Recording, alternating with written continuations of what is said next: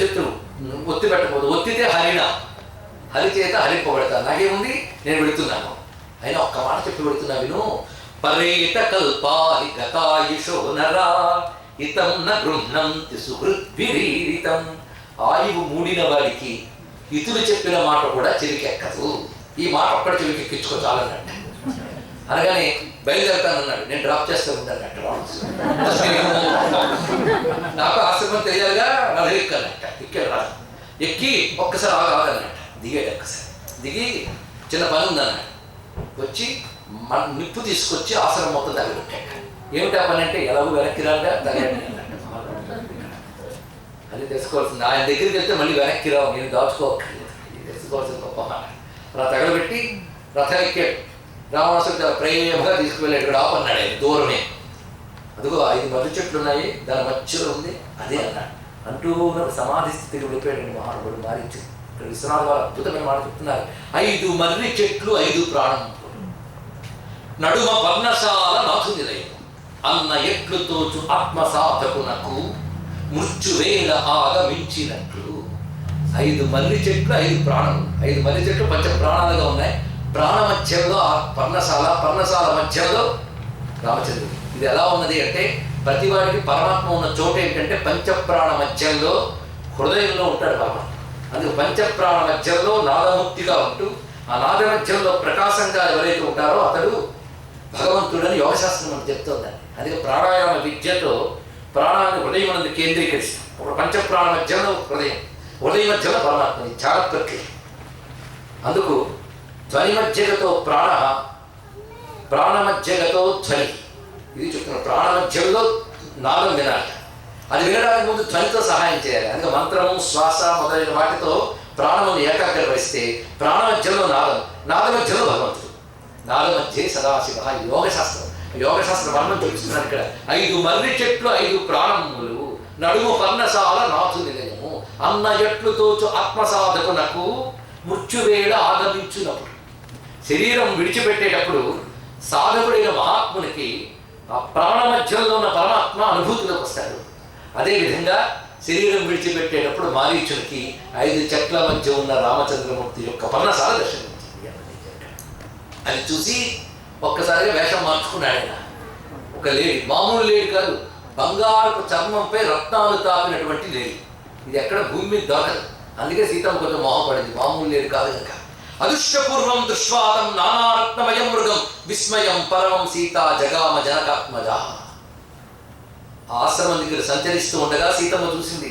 ఆశ్చర్యచకితురాలైంది. ఇదేంటి బంగారు చర్మం ఏమిటి, దాని మీద రత్నాలు ఉన్నటువంటి, చాలా ఆశ్చర్యంగా ఉంది అని వెంటనే రమ తమ్ముడితో పాటు ఇలా అనిపించింది. ఆగచ్చాగచ్చ శీఘ్రం వై ఆర్యపుత్ర సహానుజ. అనుజ తమ్ముడితో పాటు ఇలా చూడు ఎంత బాగుందో. ఇలాంటి లేడీ మనం అయోధ్యకు తీసుకెళ్తే అక్కడ వాళ్ళందరూ చాలా ఆనందిస్తారు. అది మనం తీసుకెళ్తాం. క్షత్రియులు కనుక వేట అయినా చేయవచ్చు. ఇది అందుబాటులోకి రాకపోతే వేటాడికి చర్మం చూపించడం చాలా బాగుంటుంది, మృగ చర్మాన్ని. అందుకు ఏదో విధంగా మన అయోధ్యకు వెళ్ళినప్పుడు ఇంత అరణ్యవాసం నుంచి కొన్ని అపురూపమైన వస్తువులు తీసుకువెళ్ళాలి, ఇది తీసుకువెళ్దాం అందుకే. వెంటనే లక్ష్మణుడు చూశాడు. ఆయన చూపే వేరండి. శంఖమానస్తు తందృష్వా లక్ష్మణో వాక్యమబ్రవీత్. లక్ష్మణుడు వెంటనే చెప్పాడు, తమేవైన మహమ్మన్యే మారీచం రాక్షసం మృగం. ఇతడు మారీచుడని నాకు అనిపిస్తుంది. ఇదివరకు ఇట్టాడు వేషం వేసుకొచ్చాడు కనుకనే ఇప్పుడు మాయావి అనేటువంటి మారీచుడు అనిపిస్తుంది. ఇలాంటి వేషాలతో ఇక్కడ తిరుగుతూ ఋషుల దగ్గరకు మెత్తగా చేరి తర్వాత వాడు చేరదీస్తే వాళ్ళని సంహరించడం వాడికి అలవాటు. ఇది నేను మొత్తం పరిశీలించాను వాడి గురించి.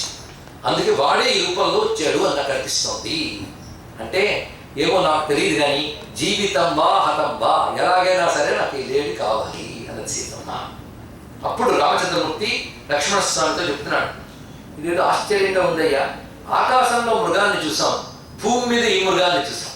ఆకాశంలో మృగం అంటే మృగశిర నక్షత్రం, మృగశీర్షం. ఆ నక్షత్రముల్లో నక్షత్రాలు మినుకు వింటూ రాశి అంతా మనకు మృగశిర నక్షత్రం గుంపు కనబడుతుంది. అదేవిధంగా నాకు అది ఎలా ఇది అలాగే అనిపిస్తుంది. ఇక్కడ ఆకాశంలో అది, ఇక్కడ ఇది. అంటే ఆకాశంలో ఉన్నది దిగి వచ్చిందని, అదేవిధంగా ఇది కూడా ఆకాశానికి పోవాల్సిందే అని చెప్పబడుతుంది.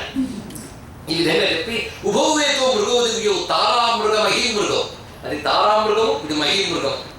ఏది వాయం తథా యన్మాం భవేద్వర్షి లక్ష్మణ మాయేష రాక్షసేతి కర్తవ్యస్య వధోమయ.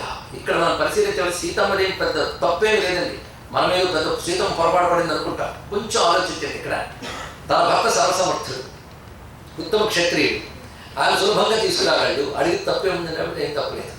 ఈయనేమంటున్నాడు, సీతమ్మ కోరుకుంది కనుక లేడిని తప్పకుండా తీసుకొస్తాను. ఒకవేళ రాక్షసమాయ అన్నావు నువ్వు చెప్పినట్లుగా తప్పకుండా ఛేదిస్తాను. రాక్షసమాయ అయినా ఛేదించాలి, లేడీ అయినా తీసుకురావాలి కనుక నేను బయలుదేరుతాను. అందుకు నేను తప్పనిసరిగా ఈ మృగాన్ని ఇప్పుడు పట్టుకుని తీరుతాను. మరి నువ్వు మాత్రం జాగ్రత్తగా పనిచేయి. భవాన్ అప్రమత్తః ప్రతిగృహ్య మైథిలీం ప్రతిక్షణం సర్వత ఏవ శంకితః. నువ్వు చాలా అప్రమత్తంగా ప్రతి అంశాన్ని శంకిస్తూ ఇక్కడ కాపలాకాయి. నేను వెళుతున్నాను అని చెప్పి ఆయన లేడీ వెంట వెళ్ళాడు.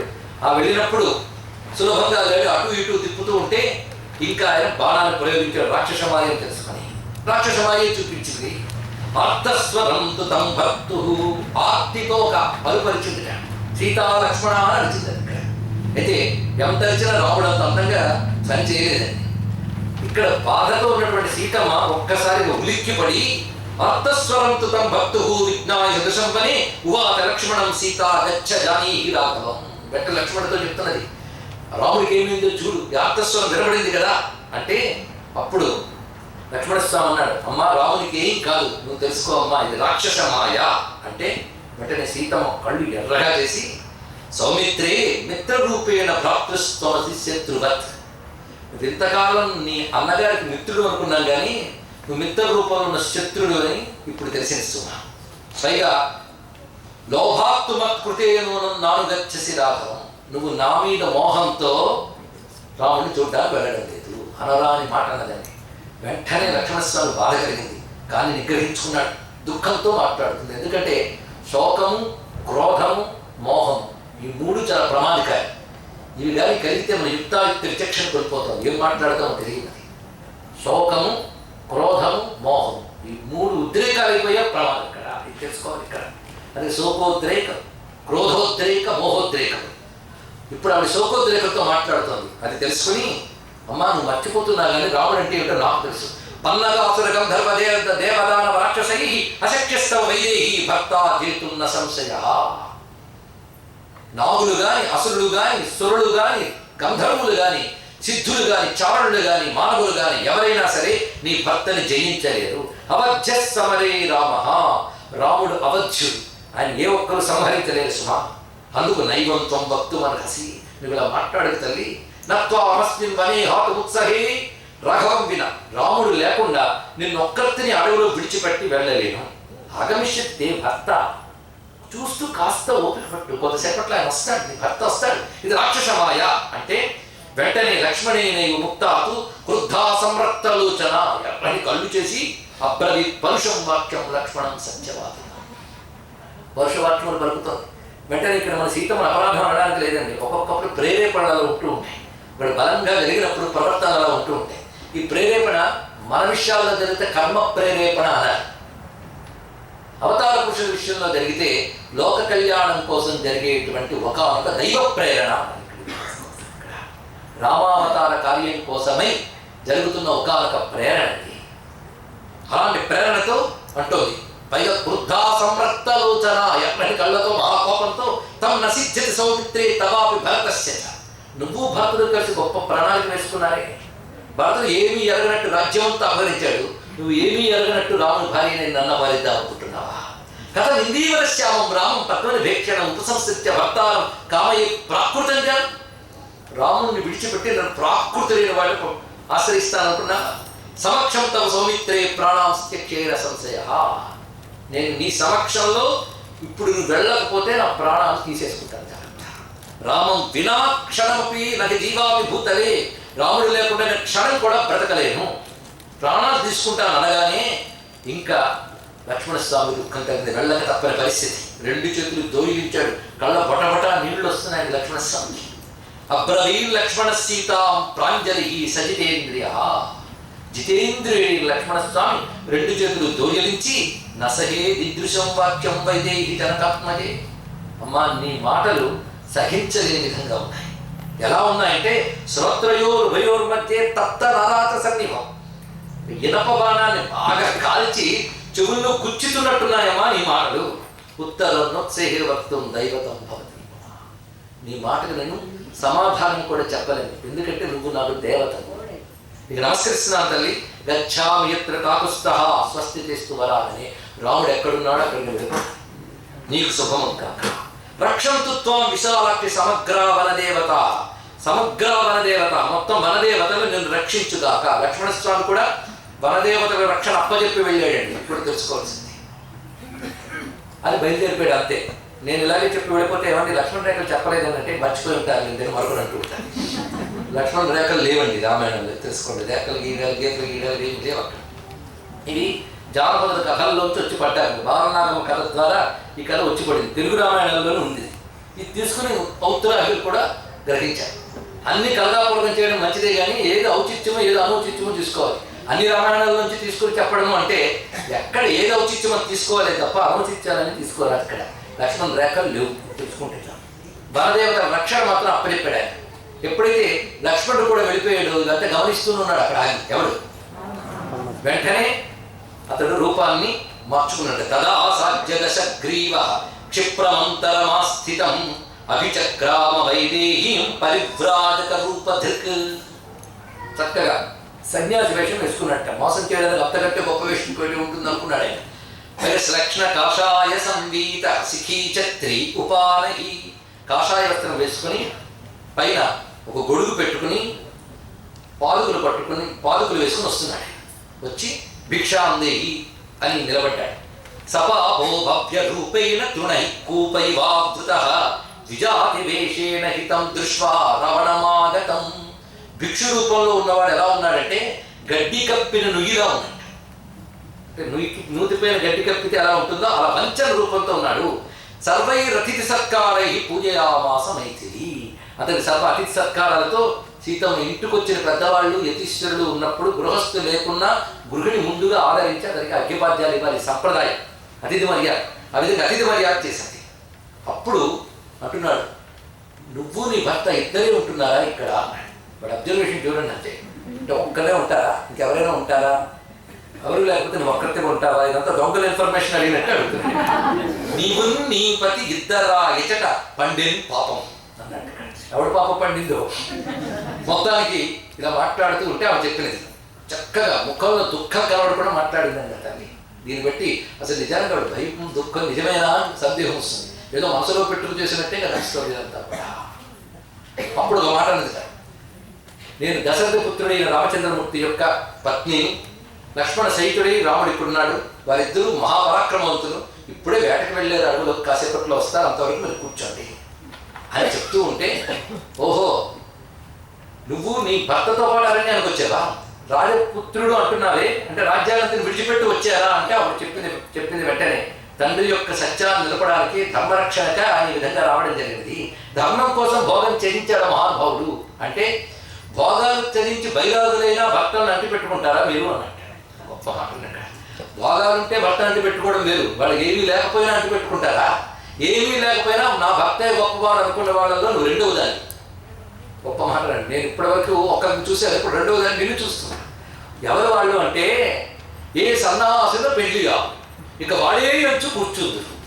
ఎంత అందంగా రాశారండి పంచాయతీ విశ్వనాథ్ గారు. ఏ సన్నాసిలో పెళ్లిగా ఇక వాడే అంచు కూర్చోద్దు. ఓహో ఎవడో సన్నాసిని పెళ్ళాడతారు, ఇక వాడే సంస్థతో చచ్చేవరకు అదే కూర్చుంటారా? అచ్చం మోడర్న్ వాడు మాట్లాడుతుంది, వాడే అంచు కూర్చుంటారు. ఇలాంటి వాళ్ళు ఇద్దరిని చూశారు. ఒకరు ఆయన బైరాగి, దేనికి పనికిరాని వాడు, బూడిద పూసుకు తిరుగుతాడు. అన్న ఆయన్ని పెళ్ళాడని పార్వతీదేవి. అడవుల్లోకి వెళ్ళినా మా ఆయన్ని విడిచిపెట్టినన్న నువ్వు, మీ ఇద్దరిని చూశాను. కొండలందు ఉమయు కాంతారంబునం దేవియు. అంతమే మాట్లాడినాడు ఇక్కడ. కొండల్లో ఉమాదేవి, అడవుల్లో నువ్వు అన్నాడు ఇక్కడ. ఆ మాట చెప్పడం ఉద్దేశం ఏంటంటే, నేను ఆరాధించి ఉమామహేశ్వరుడు ఎంతో, మీరిద్దరూ కూడా నాకు అంతే అనేటువంటి రావణాసుడు జీవుడి మాట. జీవుడి మాట ఆ మాట అన్నాడు ఇక్కడ. అన్న తర్వాత నీ మాటలన్నీ బాగున్నాయి కానీ ఒక్కడ వ్యక్తిలో తిరుగుతున్నా ఉంది. ఏం అబ్జర్వేషన్ తల్లి చూడండి. ఏకస్య దండకారణ్యే కిమర్థం తరసిద్విజ ఏవం భవంత్యాం సీతాయాం రామపత్యాం మహాబల. వాడు ఎక్కడ ముఖంలో దీనత్వం కనబడకుండా నువ్వు అక్కడ ఎందుకు తిరుగుతున్నావు ఇక్కడ అడుగుతా అనగా నీకు లాభం లేదుగా బయట పెట్టాలని తాను వెంటనే నన్ను ఏమంటారో తెలుసా తాను భలే ఇంట్రడ్యూస్ చేసుకుంటున్నాడు. చూడండి పొగరుబోతులు ఎలా ఇంట్రడ్యూస్ చేసుకుంటారో తెలుసుకోవాలి. ఏన విత్రాసితాలోక సదేవాసురపన్నగా అహం సరావణో నామ సీతే రక్షో గణేశ్వర. ఎవడు పేరు చెప్తే దేవదానవ మానవులతో పాటు అందరూ గడగడ వణుకుతారో ఆ రావణుని నేను. కానీ వాడు ఏం వడకలేదండి, వాడికి ఎప్పుడు అలా చెప్పాడు. లంకా నామ సముద్రస్య మధ్యేమం మహాపురి తత్ర సీతే మయా సార్థం వనీషు విహరిష్యసి. లంక అని సముద్ర మధ్యలో నా పట్టణం ఉంది, అక్కడ అనేక వనములు ఉన్నాయి. అక్కడ నాతో పాటు నువ్వు హాయిగా వనాల్లో విహరించుదువు కానీ అనగానే సీతమ్మ మాట్లాడుతుంది. ఓహో ఇలాంటి దుర్బుద్ధితో నువ్వు వచ్చేవా? నువ్వు చేస్తున్న పని ఎలా ఉన్నది అంటే ఆకలి కొన్న సింహం నోట్లో వేలు పెడుతున్నట్టుంది నువ్వు చేస్తున్న పని. ఇక్కడ క్షుదితస్యేవ సింహశ్చ మృగశత్రో స్తరస్మిన ఆసీ విషస్య వదనా దంష్ట్రా మాదాతు ఇచ్చసి. పుసలు కొడుతూ ఉన్నటువంటి పాము కోరలు పీకడానికి చెయ్యి చాచినట్లు నువ్వు చేస్తున్న పని. దెబ్బతింటావు లేకపోతే సూదితో కళ్ళు తుడుచుకున్నట్టుంది నువ్వు చేసిన పని. ఒక ఉపమానం చూడండి, కళ్ళు మండుతున్న సూదితో పొడుచుకుంటే ఏమవుతుందండి? ఉన్న కన్ను ఊడిపోతుంది. అక్షి సూచ్యా మృదిసి దిహ్వయా లేఢి చక్షురం. ఒక తేనె పూసిన కత్తిని చూసి నాకడానికి ప్రయత్నించినట్టు ఉన్నది నువ్వు చేస్తున్న పని. రాఘవస్య ప్రియాం భార్యాం అధిగంతుం త్వమిచ్చసి. రామచంద్రమూర్తి యొక్క ప్రియ భార్యను అపహరించడానికి నువ్వు ప్రయత్నిస్తావా? రాముడు అంటే ఏమనుకున్నావు నువ్వు? పూర్ణచంద్రానం రామం రాజవత్సం జితేంద్రియం పృథుకీర్తిం మహాత్మానం మహం రామం అనువ్రత. జితేంద్రియుడు పూర్ణచంద్రానుడు పరాక్రమవంతుడైన రాముని యొక్క భార్య నేను. త్వం పునర్జంబుకం సింహీం మామిచ్చ సుదుర్లభ నాహం శక్యా త్వయా స్పృష్టం ఆదిత్యస్య ప్రభాయథ. సూర్యునికి కాంతి ఎలాగో రామునికి నేను అలా. సూర్యుడి నుంచి కాంతిని దూరం చేయలేవు, రాముడి నుంచి నన్ను దూరం చేయలేవు.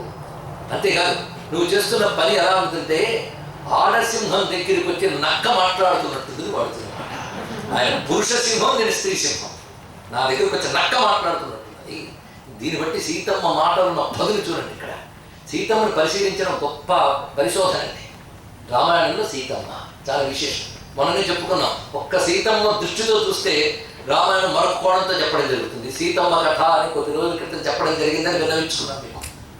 సీతమ్మ యొక్క పాత్ర సామాన్యం కాదు. వివాహ సమయంలో మనం చెప్పుకున్నాం, సీతమ్మ భగవతి జ్ఞేయ మూల ప్రకృతి సంగీత ఇచ్ఛాజ్ఞాన క్రియాశక్తి త్రితయం యద్భావ సాధనం తద్బ్రహ్మదత్త సామాన్యం సీతాతత్వం ఉపాసతే. గుర్తున్నది కదా ఆ సీతాతత్వాన్ని ఒకసారి నమస్కరించుకోవాలి. ఎంత దృఢంగా మాట్లాడుతుందండి తల్లి. వెంటనే రావణాసురుడు ఓహో మామూలుగా మాట్లాడుతుంటే మీకు తెలియట్లేదని శరీరం చూపించాడు, అసలు రూపాన్ని తీసుకున్నాడు. రూపం ఎలా ఉన్నదంటే హస్తే హస్తం సమాహత్య చకార సుమహత్వపు.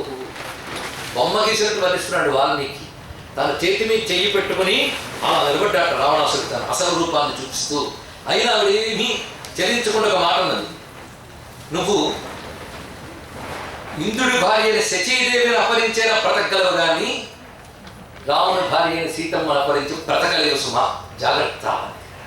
వెంటనే అతడు మహోగ్రంగా లేచి ఆమె యొక్క జుట్టు పట్టి లాగి ఎడమ చేతితో ఆమె తొడ పట్టి ఎత్తి తీసుకువెళ్ళి రథం పైకి తీసుకువెళ్ళి రథాన్ని తోలుకుంటూ వెళుతున్నాడు. ఇక్కడ అలా అపహరించి రథగా మట్టి ప్రళాదించి తీసుకెళ్ళలేదండి, జుట్టు పట్టిలాగా. ఎందుకంటే మరి మామూలుగా తీసుకెళ్తే వాడికి నాశనం వెళ్ళాలా, అలా తీసుకువెళ్ళాడు.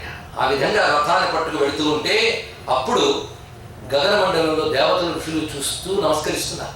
ఇక ఈ తల్లి దుఃఖితురాలి ఆ గోదావరి నదిని ఆ చుట్టూ ఉన్నటువంటి చెట్లని అడుగుతోంది, మిమ్మల్ని నేను పెంచి పోషించానే వరదేవతలారా, లక్ష్మణస్వామి కూడా మీకు అప్పగించాడు నన్ను, మీరు ఎవరు నన్ను రక్షించరా?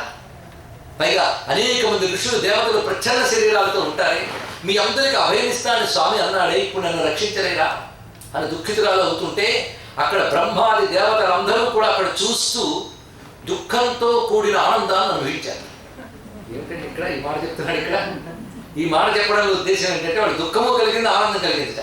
సీతమ్మని చూస్తూ ఉంటే దుఃఖం కలిగింది, అమ్మయ్య రాముడికి మూడిందని ఆనందం కలిగింది. ఎందుకంటే వారి సర్వనాశనానికి ఇది శ్రీకారం, దీన్ని బట్టి లోకక్షేమానికి ఇది శ్రీకారం అని వాళ్ళు సమర్థులై కూడా ఆపకుండా చూస్తూ ఉన్నారు. అక్కడ ఇది పరిస్థితి. ఈ లోపల గగనమండలం నుంచి పెడుతుంది రథం. సీతమ్మ క్రిందికి చూసింది, గోదావరి నది ప్రవహిస్తుంది. కానీ ఇక్కడ విశ్వనాథ గారు ఇక్కడ గొప్ప మాట చెప్తారు. ఆ గోదావరిని చూస్తా, అమ్మా నువ్వు చూస్తూ ఉపేక్షించావా తల్లి? సరే నువ్వేం చేయగలవు? ఇప్పుడు నేను రాక్షసగ్రస్త అయ్యాను, రాక్షుడు అపవిత్రి తీసుకుపోతున్నాడు. రేపు పొద్దున్న రామచంద్రమూర్తి నన్ను వెతుక్కుంటూ వస్తాడు. నీకు రోజు ఒక అలవాటు, నేను రాముడు ప్రాతకాలంలో స్నానాలకి దగ్గరికి రావడం. రేపు ఒక్క రాముడే వస్తాడు మన దగ్గర పక్కన.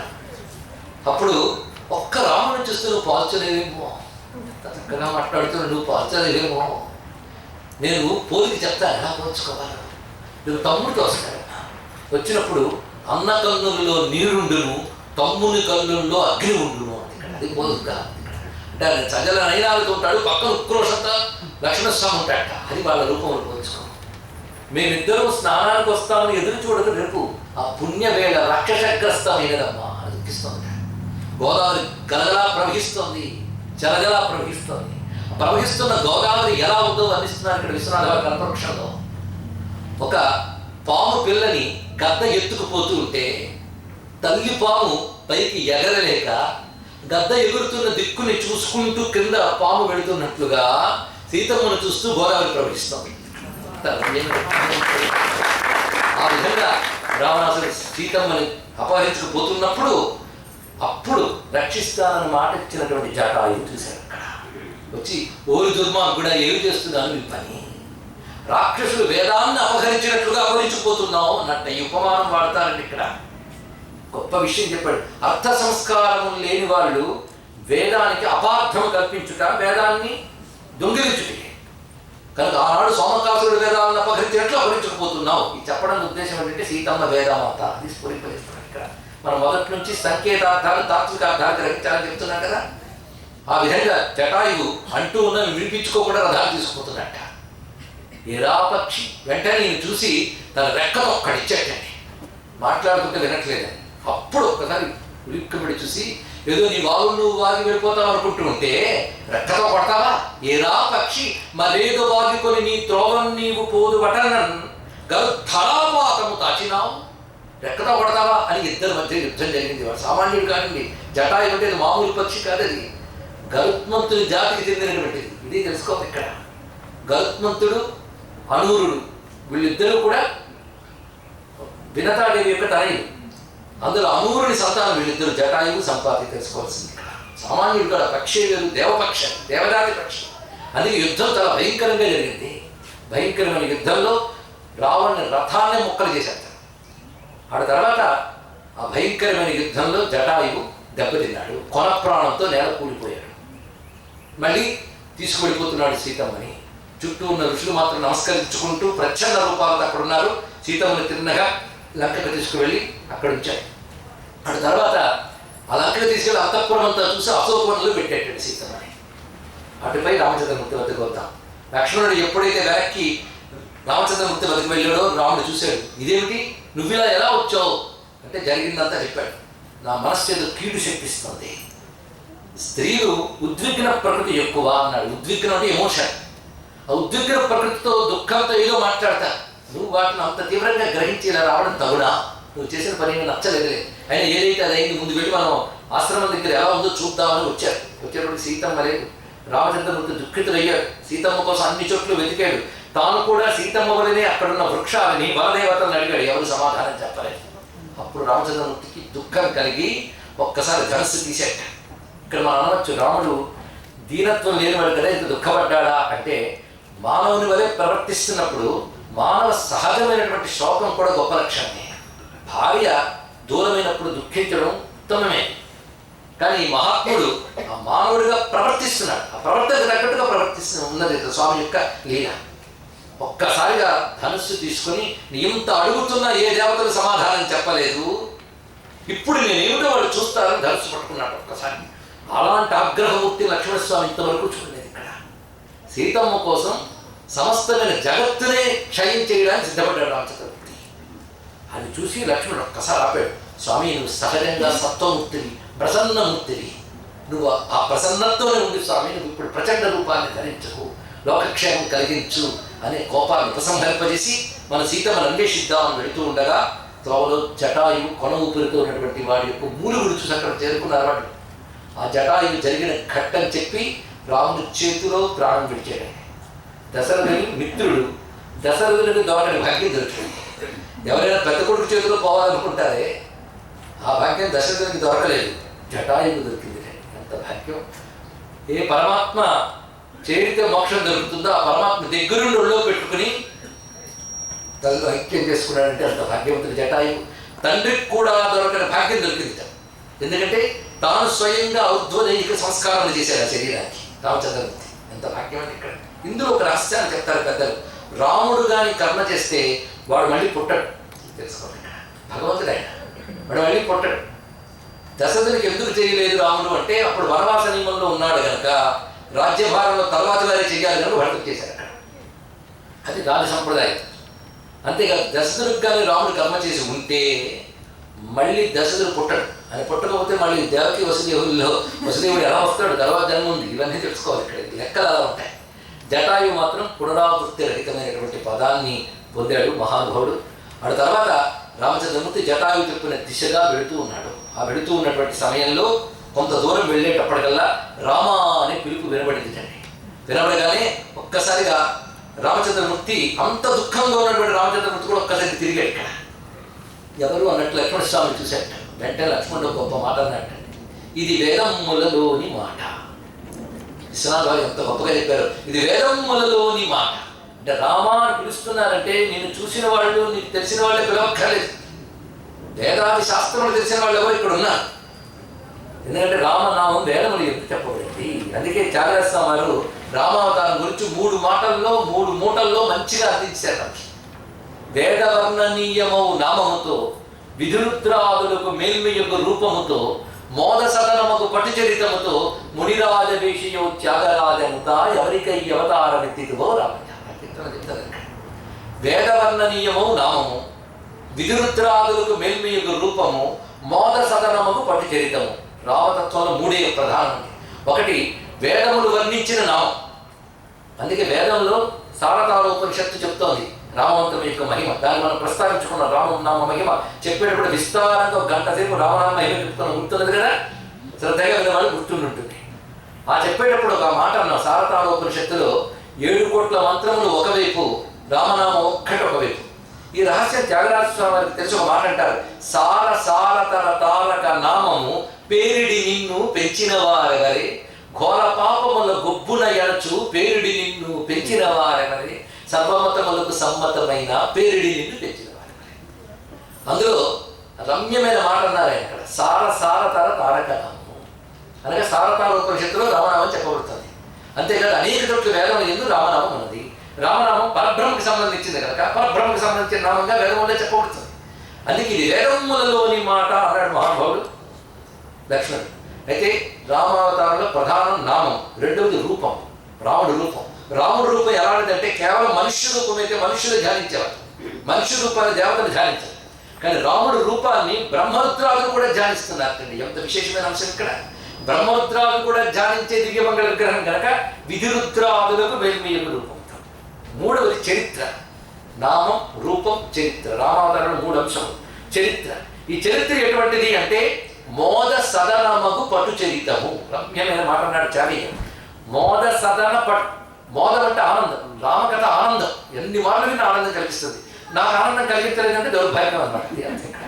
ఎందుకంటే జబ్బు పడ్డ నాలుగుకి తీపి కూడా చేదుగానే ఉంటుంది. పాప పలికలు ఉన్న మనస్సుకి భగవద్గీత రుచించదు. ఇది నేనల్ని అన్నమాచార్యుల వారు అన్నారు. దిగులు పడినవాడు తినబోయి మధురము చలిగాక పురుషుల చలిగోరునట్లు భవరోగముల పడి పరమామృతము నోర చలిగాక భవములు చవులాయనయ్యా అంటాడు. ఇది తెలుసుకోవాల్సింది. అదే రాముని యొక్క ఆ దివ్యమైనటువంటి చరిత్ర ఆనందదాయకము. పట్టు చరిత్ర. పట్టు అంటే దృఢం. ఎలాంటిది ఆ దృఢత్వం అంటే ధర్మ పటుత్వం. అది తెలుసుకోవాల్సింది. రామకథలో ధర్మము ఆనందము 2 కలిసి ఉంటాయి. 2 కలిసి ఉంటాయి కనుక రామ నామము తారకము, రామ రూపము ధ్యానయోగ్యమైన దివ్యమంగళ విగ్రహము, రామ చరిత్ర ఆనందదాయకమైన ధర్మ చరిత్ర. ఈ 3 రామాయణానికి మనం పట్టుకోవాల్సింది. బ్రతుకు ధరింపజేయడానికి 3 చాలండి. రామనామాన్ని మంత్రంగా జపించాలి, రామ రూపాన్ని దైవంగా ధ్యానించాలి, రామచరిత్రని పారాయణ చేసుకుంటూ జీవించాలి. అంతే 3 ప్రధానం. అందుకే రామ తారక మంత్రము వేదములు ఎందుకు ప్రస్తావించబడుతుంది కనుకనే ఆ మాట అన్నాడు. పైగా వేదములు తెలిసిన వాళ్ళు ఎవరు ఇక్కడ ఉన్నారు. అందుకే నువ్వు కొత్త చోటు రాగానే పోల్చి పిలిచారు వాళ్ళు. వేదముల యందు వర్ణింపబడ్డ నీ తత్వం నీ రూపంలో గ్రహించి ఆ వెనుక పిచ్చిన ఎవరు ఋషులు వంటి వారు ఉన్నారు ఇక్కడ అంటే చూశాడు ఆయన. చూడగా ముసలావిడ వస్తున్నారండి శబరి. ఆవిడ చూసినది రామా అని. ఎందుకంటే ఆయన మహా వేగంగా వెళుతున్నాడు. ఇప్పుడు ముసలావిడ కనుక వేగంగా వెళ్ళలేదు. ఆయన చూసి రామా అని నువ్వు పిలిచింది. అనిపోయాడు రామచంద్రమూర్తి. అక్కడ భక్తులు పిలిస్తే ఆగడా స్వామి నిలిచిపోయాడు. వెంటనే ఆ ముసలావిడ ఎలా ఉన్నదో వర్ణిస్తున్నారు ఇక్కడ. మెట్టపల్లిక యందు చేర్చి ఒక తట్ట తీసుకుని ఆ తట్టలో పువ్వులు పళ్ళు